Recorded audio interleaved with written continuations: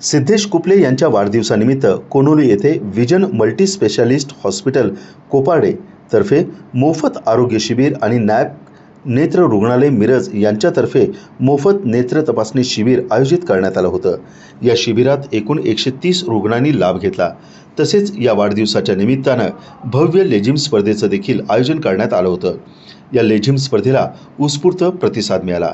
या कार्यक्रमाला एक सदीच्या सिद्धेशसाठी मदतीचा हात शाळेसाठी हा उपक्रम राबवण्यात आला। या उपक्रमाच्या अंतर्गत केक बुके यांचा खर्च शाळेतील मुलांच्या शैक्षणिक विकासासाठी वापरण्यात आला। यावेळी 5000 एवढी रक्कम जमा झाली। अशोक पाटील, आबा राशिवडे सरपंच यांच्याकडून 500 वह्यांची मदतीची घोषणा करण्यात आली। सुहास तोडकर यांच्याकडून कादंबऱ्या आणि पुस्तकांचं वाटप करण्यात आलं। या कार्यक्रमाला विक्रमसिंह, प्रकाश रावजे आबिटकर, भैया, विजयबाबा महाडिक, विनयदादा पाटील, नेताजी सारंग, आबाजी दादा पाटील, राजेंद्र साळुंके, सर्जेराव काशीद, मुकुंद काकडे, पांडुरंग टिंगे, शिवाजी पाटील, सदाशिव पाटील, सचिन कुपले, भिकाजी कुपले यांच्यासह अनेक कार्यकर्ते उपस्थित होते।